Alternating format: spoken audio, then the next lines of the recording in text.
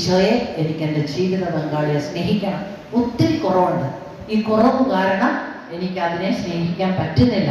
പക്ഷേ സ്നേഹിക്കണം, അതിനെനിക്ക് ശക്തി തരണം. ഇങ്ങനെ ചോദിക്കണം പ്രിയപ്പെട്ടവർ. നമ്മളെപ്പോഴും അതിൻ്റെ കുറവൊന്ന് മാറ്റിത്തരണേ, അതിൻ്റെ സ്വഭാവം ഒന്ന് മാറ്റണേ, അതല്ല.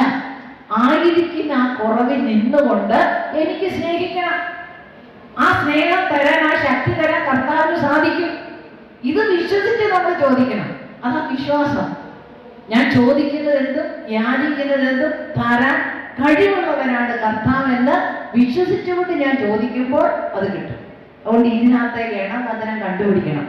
നമ്മൾ എന്ത് ചോദിക്കുന്നു? മക്കളെ ചോദിക്കുന്നു, അതിനുള്ള വചനം വിശുദ്ധ ഗ്രന്ഥത്തിൽ എഴുതി വെച്ചിട്ടുണ്ട്. കർത്താവിന്റെ വാഗ്ദാന വചനമുണ്ട്. ആ വചനം വെച്ച് ചോദിക്കണം. കർത്താവിനെ നിഷേധിക്കാൻ പറ്റില്ല. കാരണം കർത്താവ് സത്യമാണ്. കാരണം കർത്താവ് പറഞ്ഞതാണ് ആ വചനം. ഈ വിശുദ്ധ ഗ്രന്ഥത്തിൽ ലിഖിത രൂപത്തിൽ എഴുതി